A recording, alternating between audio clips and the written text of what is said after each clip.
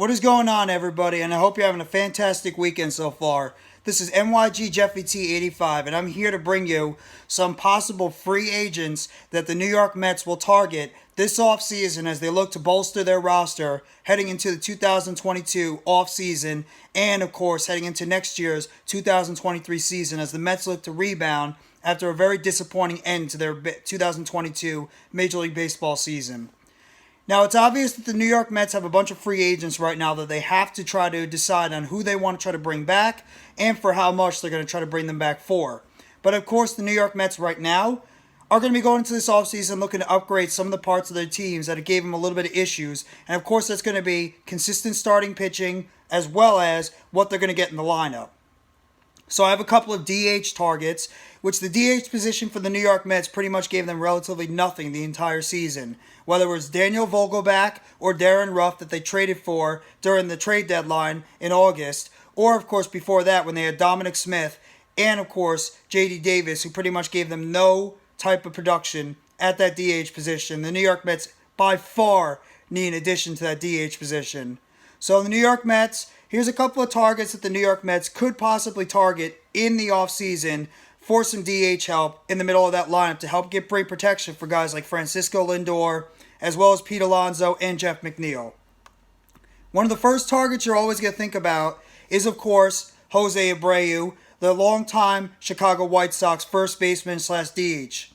Jose Abreu pretty much came out of Cuba in 2014, and in 9 seasons overall, he's hit for .292 overall with a .354 slugging percentage and a .506 OPS with 243 home runs in at least 145 games overall in all but one season. That, of course, is the 2020 season when it was a shortened season because of the COVID-19 issues.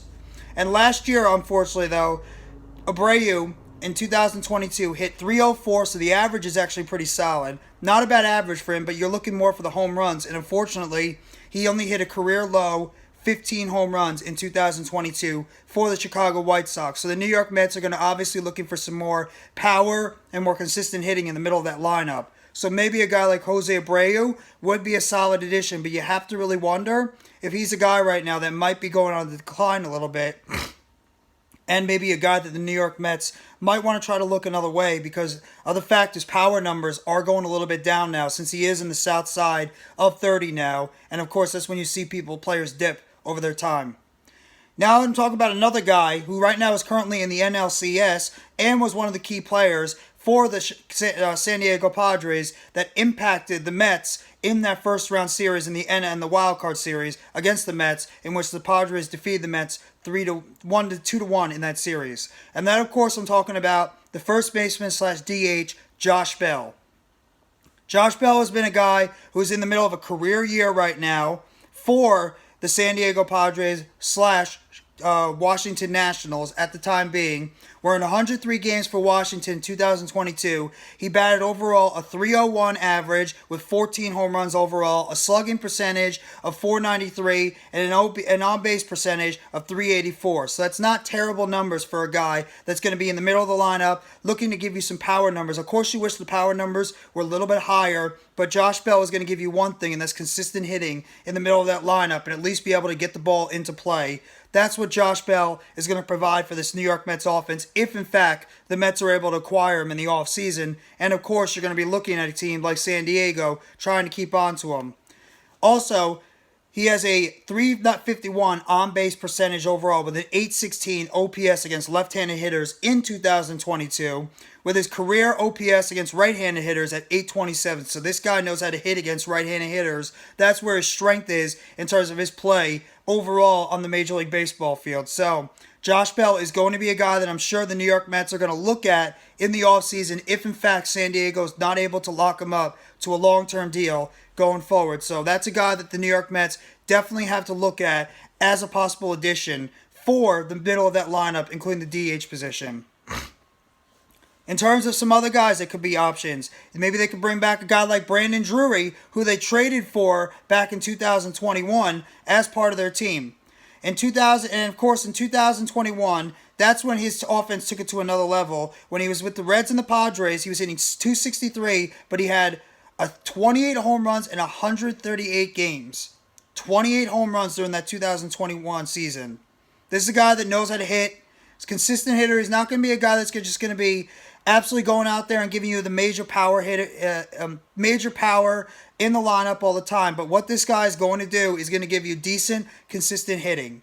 His average is a little bit low, but the guy will put the ball in play, and that's exactly what Brandon Drury has done everywhere he's been in his career. Whether it's with Toronto, whether it's the time he's with the Reds, of course, when he was with the Padres, and even in that short time he was with the New York Mets in 2021.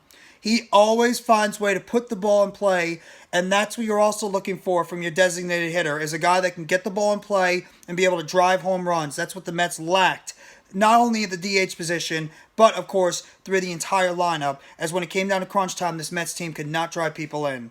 So that's another guy to look at, and, of course, the big guy right now that the New York Mets were linked to at the trade deadline this past August is, of course, JD Martinez, the longtime Detroit Tigers / Boston Red Sox.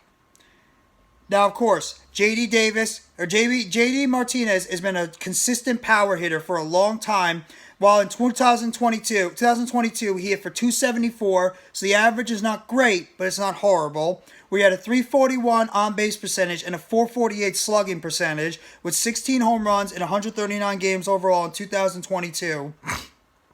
Where in 2022 also, when it came against southpaws, left-handed pitchers, he hit 319 overall in his average with a 401 on-base percentage and a 597 slugging percentage. So that's where his strength is. When it came against the same side, in terms of his right-handed hitting ability, when he's going against right-handed pitchers, 261 overall. So that's where he struggled a little bit with a 323 on-base percentage and a 406 slugging percentage. So it's obviously he does better when he goes up against southpaws.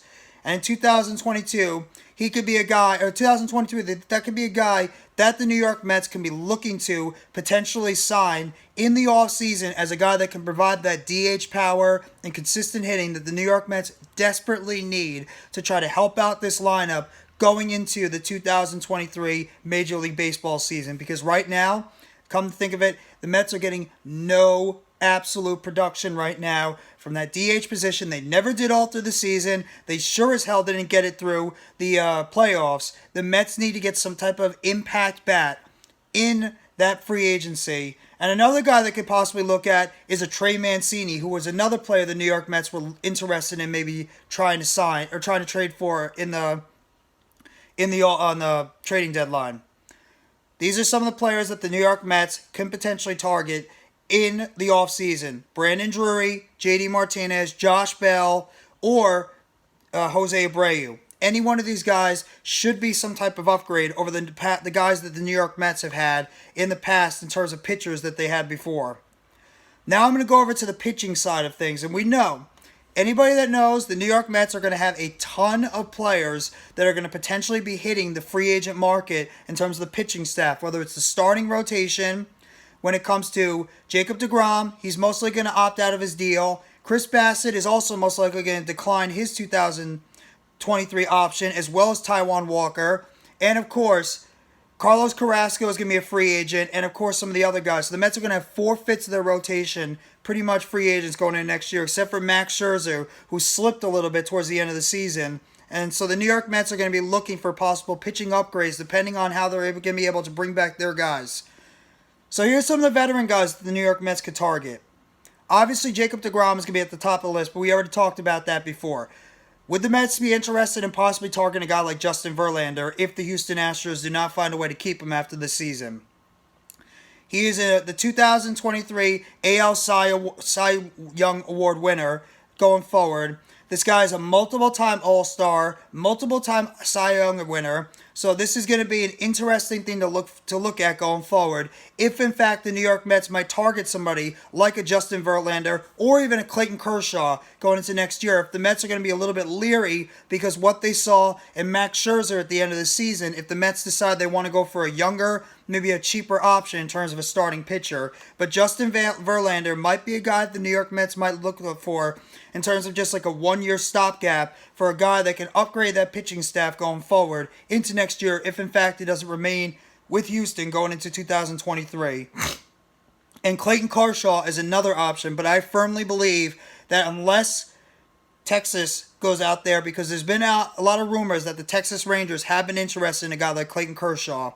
But I think when it ultimately is all said and done, I think Clayton Kershaw is going to remain with the Dodgers. So I'm not really thinking about that option right now. In terms of some other options the New York Mets can target, what about a guy like Nathan Eovaldi? Eovaldi is not the greatest pitcher out there, but the guy has a power arm. He's a guy that could step in as a possible 2 or 3 in the New York Mets rotation, depending on what happens with Jacob deGrom and depending on how Max Scherzer fares going into his second year with the New York Mets.